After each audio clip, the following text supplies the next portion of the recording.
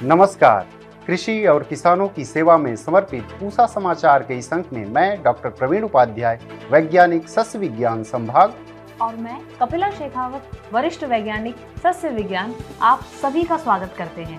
पूसा समाचार के इस खास अंक में हम आपको जैविक खेती में वर्मी कंपोस्ट के उपयोग एवं प्याज में बीज उत्पादन की तकनीकी जानकारी देंगे। और साथ ही आपके द्वारा हमारे व्हाट्सएप नंबर 9560297502 पर भेजे गए कुछ चुनिंदा सवालों के जवाब को भी हमने शामिल किए हैं, जिसको हम अपने पूसा व्हाट्सएप सलाह सेगमेंट में आपसे साझा करेंगे। और कार्यक्रम के अंत में मौसम खबर। आगे बढ़ने से पहले आप सभी से अनुरोध है कि हमारे संस्थान के चैनल को जरूर सब्सक्राइब करें और बेल आइकन दबाना ना भूलें, ताकि YouTube चैनल पर अपलोड किए गए सभी वीडियो समय पर आप तक पहुंच सकें। किसान भाइयों, खेती में खास तौर पर जैविक खेती में वर्मी कंपोस्ट का उपयोग मृदा स्वास्थ्य वर्धन के लिए बहुत लाभकारी है। वर्मी कंपोस्ट प्रयोग करने से मृदा की गुणवत्ता एवं उर्वरा शक्ति तो बढ़ती ही है, इससे किसान भाई अपने घरेलू तथा फसल अवशेषों का उचित प्रबंधन भी कर सकते हैं। लघु एवं सीमांत किसान किस प्रकार अपने ही खेत पर वर्मी कंपोस्ट बनाकर प्रयोग कर सकते हैं, विस्तार से बता रहे हैं हमारे संस्थान के विशेषज्ञ doctor Shivdhar Mishra. Vermi composting या केंचुए की खाद, इसकी लोकप्रियता आजकल हमारे किसान भाइयों में बहुत ज़्यादा बढ़ती जा रही है। इसके अलावा ये वर्मी कंपोस्टिंग ऐसी चीज़ है कि इसको हमारे सभी किसान भाई अपने घर पर बड़ी आसानी से बना सकते हैं। जिनके पास जानवर हैं और जिनके पास जानवर नहीं भी हैं, वो भी जो व्यर्थ पदार्थ खेती के बचे कुछ हैं, उनसे वर्मी कंपोस्ट आसानी से बना सकते हैं। पूसा संस्थान ने आजकल कुछ ऐसी विधियाँ विकसित कर दी हैं जिससे हमारे किसान भाई जिनके पास बहुत ज़्यादा संसाधन नहीं है, वो भी बहुत अच्छे तरीके से इसको कर सकते हैं।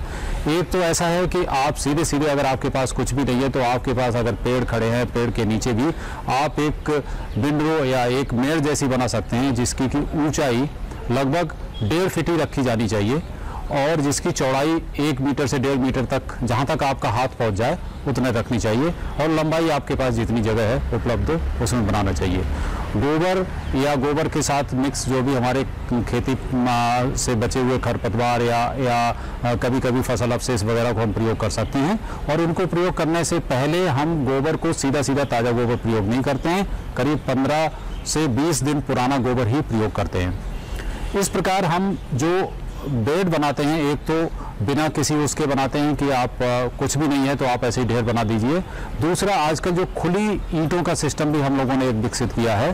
जो खुली ईंटों के सिस्टम में भी हम यही करते हैं कि 3 फीट चौड़ा लगभग बेड बनाते हैं, और इसको लंबाई आवश्यकता अनुसार जितनी जगह आपके पास हो और चौड़ाई जहाँ तक हाथ पहुँच जाए, तो वो लगभग 1 से 1.5 मीटर तक होता है, तो उसे आप बना सकते हैं। इसमें बहुत ज़्यादा डायमेंशन या कहना चाहिए कि लंबाई चौड़ाई पे ध्यान देने की जरूरत नहीं, हाथ आपका पहुँच जाए चौड़ाई है, लेकिन ऊंचाई इसकी विशेषकर ध्यान रखी जाती है कि 1.5 फीट से ज़्यादा होने पर केंचुए नीचे नहीं जा पाते हैं और वो जो खाद है अच्छी नहीं बनती है। तो इसलिए 1.5 फीट बहुत अच्छी मानी जाती है, 45 सेंटीमीटर से 50 सेंटीमीटर तक इसकी ऊंचाई रखी जाए।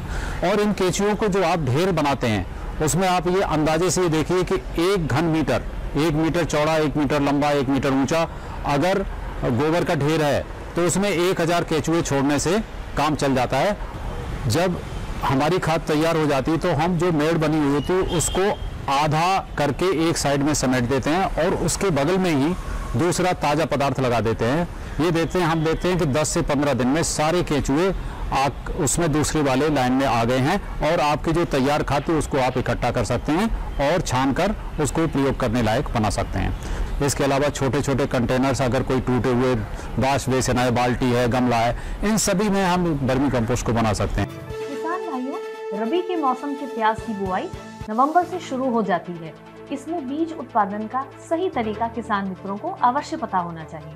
बीज से बीज एवं बल्ब से बीज विधियों से प्याज में बीज उत्पादन किस तरह किया जाता है, बता रहे हैं पूसा संस्थान के विशेषज्ञ डॉक्टर अनिल खर्जी। नर्सरी बनाने के लिए हमें एक ज़मीन जो है कम से कम 15 सेंटीमीटर, जो बेड है 15 सेंटीमीटर ग्राउंड से ऊपर होनी चाहिए, और 1 मीटर की उसकी विड्थ होनी चाहिए, और उस लंबाई आप जितनी मर्जी रखना चाहे रख सकते हैं। उसके बाद जब लाइनें लगाते हैं, लाइन जो है, लाइन से लाइन की दूरी 5 से 7.5 सेंटीमीटर की आप रखिए, और उसके बाद उसमें अपना बीज जो है वो डाल सकते हैं। जब आपने बीज डाल दिया, उसमें बीज डालने के बाद एक लाइन में कम से कम 100 से 200 पौधे आ जाते हैं।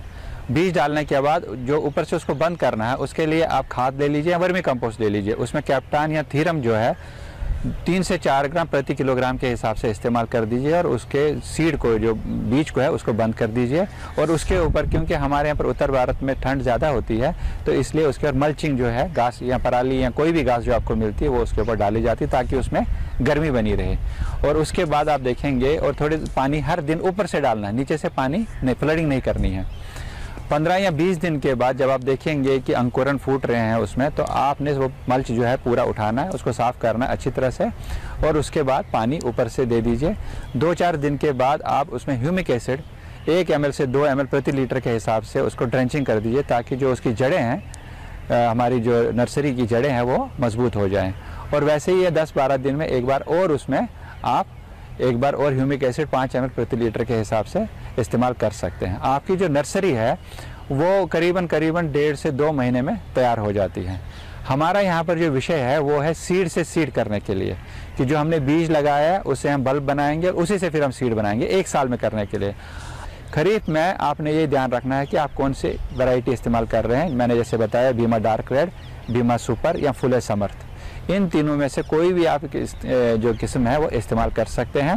15 जून के करीब आप नर्सरी लगाएंगे और 15 अगस्त से पहले उसकी जो पौध है वो आपने ट्रांसप्लांट करनी है। बल्ब आपके नवंबर के करीब, एंडिंग नवंबर के करीब आपके तैयार हो जाएंगे और आपने वो बल्ब निकालने हैं। और उसमें ये देखना कि जो बड़े बड़े बल्ब हैं उनको ले लीजिए, उनको निकाल लीजिए बड़े बल्ब्स को, और उनको ऊपर से आप काट सकते हैं, 1/3 ऊपर से काट सकते हैं। और उसके बाद उसको कार्बन डाइऑक्साइड का सोल्यूशन आता है 1 से 2 ग्राम प्रति लीटर के हिसाब से, उसमें आप डिप कर सकते हैं। 1 या 1 घंटे के लिए आप उसको डिप कर सकते हैं और आप उनको निकाल के फिर फील्ड में लगा सकते हैं। और अगर आप डिस्टेंस देखना चाहें तो 60 बाई 45 का, 60 सेंटीमीटर लाइन टू लाइन का डिस्टेंस और 45 सेंटीमीटर बल्ब टू बल्ब का आपने स्पेसिंग रखना। तो ऐसे आप बल्ब लगा सकते हैं अगर आपने खरीफ का इस्तेमाल करना है। अगर आपने लेट खरीफ का इस्तेमाल करना है सीड टू सीड में ही, तो आप कोई भी वैरायटी ले सकते हैं, जैसे पूसा रेड है, पूसा रिद्धि है, पूसा शोभा है, पूसा सोना है। वो आपने अगस्त के पहले हफ्ते में, सितंबर के पहले हफ्ते में आपने उसकी नर्सरी डालनी है। वो आपकी सितंबर और अक्टूबर 2 महीने में नर्सरी तैयार हो जाएगी और 15 नवंबर से पहले आपने उसको लगा देना है। और जब वो बल्ब बन जाएंगे, आपने उन बल्ब्स को बाहर नहीं निकाल सकते हैं। जो कंद है, जैसे मैंने बताया, खरीफ में आप बल्ब निकाल के इस्तेमाल कर सकते हैं, लेकिन यहाँ पर आप वैसे के वैसे उनको रहने देना है। वो बल्ब बन जाएंगे उसमें, और आपके जनवरी या फरवरी में, क्योंकि ठंड बहुत ज़्यादा हो जाती है, उसमें कोंपले फूट आएंगी और फरवरी के एंडिंग, फरवरी या मार्च में आप उसमें फ्लावरिंग शुरू हो जाएगी। और आपके जो है 15 अप्रैल के करीब उसमें सीड बनना जब शुरू हो जाएगा और एंडिंग मई तक आपका सीड आपके पास आ सकता है। जब आपने देखा कि आपके जो सीड, जो फूल हैं वो भर चुके हैं, उसके बाद आप देखेंगे कि उसमें फूल जो फूटने शुरू होते हैं, उसमें जो सीड है, काले रंग का सीड जो है, बीज जो है वो दिखने लगेगा। जब आप देखेंगे 10-20% या 30% आपका सीड दिखना शुरू हो गया है, तो आपने उस पूरे फूल को काट के एक थैली में डालना। हवादार थैली होनी चाहिए, जैसे मसलिन की होती है, हवादार थैली में डालना है। जितने भी फूल होंगे सारे इकट्ठे करने हैं और उनको फिर बाहर हवा में सुखाना है। और हवा में सुखाने के बाद जब वो पूरा अच्छी तरह सूख जाएगा, तो सीड जो है, बीज जो है आपका अच्छी तरह से उसमें निकलेगा। बीज निकलने के बाद उसका अच्छी तरह से सुखाना है और सुखाने के बाद उसको बंद करके कहीं ठंडी जगह पर, जहाँ पर टेम्परेचर बड़ा कम हो, लो टेम्परेचर हो, वहाँ पर रख सकते हैं। और जो बीज है, ये बीज आप कम से कम 5 या 6 महीने के लिए इस्तेमाल कर सकते हैं। पूसा समाचार में अब समय है पूसा व्हाट्सएप सलाह सेगमेंट का, जहां हम आपके द्वारा भेजी गई खेती किसानी से जुड़ी समस्याओं का समाधान बताएंगे। बुलंदशहर उत्तर प्रदेश से आकाश चौधरी जी ने बैंगन में माइट की समस्या बताई है। सर्वप्रथम पत्तों के नीचे जांच लीजिए कि क्या रेड माइट है। यदि है तो इसके समाधान के लिए ओवेरॉन 100 ml 200 लीटर पानी में घोल बनाकर 1 एकड़ में छिड़काव करें। बस्ती उत्तर प्रदेश से कामता प्रसाद पांडे जी ने लहसुन में ब्लाइट की समस्या बताई है। इसके समाधान के लिए हेक्साकोनाजोल या प्रोपिकोनाजोल की करीब 200 मिलीलीटर मात्रा 400 मिलीलीटर स्टिकर के साथ 200 लीटर पानी में घोल बनाकर 1 एकड़ की दर से छिड़काव करें। चित्तौड़गढ़ राजस्थान से पृथ्वीपाल सिंह जी ने अमरूद में जड़ सड़न की समस्या बताई है। सर्वप्रथम ग्रसित पौधों को खेत से निकाल दें तथा जल भराव न होने दें। रोकथाम हेतु रीडोमिल गोल्ड 400 ग्राम तथा क्लोरोपाइरीफास 400 ml मात्रा को 200 लीटर पानी में घोल बनाकर 1 एकड़ में छिड़काव करें। आइए सुनते हैं आने वाले सप्ताह में देश भर में कैसे रहेगा मौसम का हाल, मौसम खबर में।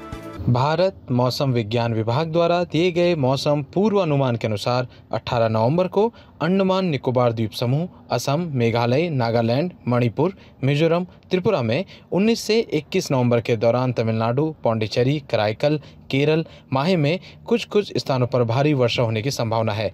22 से 24 नवंबर के दौरान दक्षिण प्रायद्वीपीय भारत और द्वीपों के कुछ हिस्सों में हल्की से मध्यम वर्षा की संभावना है। प्रिय किसान भाइयों, बहनों एवं दर्शकों, आशा करते हैं पूसा समाचार का यह अंक भी आपकी खेती किसानी से जुड़ी समस्याओं के समाधान में जरूर सहायक होगा। आप सभी दर्शकों से निवेदन है कि ज्यादा से ज्यादा संख्या में हमारे संस्थान के चैनल को सब्सक्राइब करें और पूसा समाचार के हर अंक का लाभ उठाएं। हमारे फेसबुक पेज और ट्विटर हैंडल को भी जरूर फॉलो करें। कृषि से जुड़ी समस्याएं या अधिक जानकारी हेतु हमें दिए गए नंबर पर व्हाट्सएप करें और अपना नाम एवं पता अवश्य लिखें। आपके सुझावों और प्रतिक्रियाओं का हमें हमेशा इंतजार रहता है। अब आपसे हमारी मुलाकात होगी अगले शनिवार, जहां खेती किसानी से जुड़े कुछ महत्वपूर्ण विषयों पर विशेष जानकारी लेकर हम हाजिर होंगे। तब तक खेत खलिहानों के साथ अपना भी खूब ख्याल रखिए और हमें दीजिए इजाजत। नमस्कार।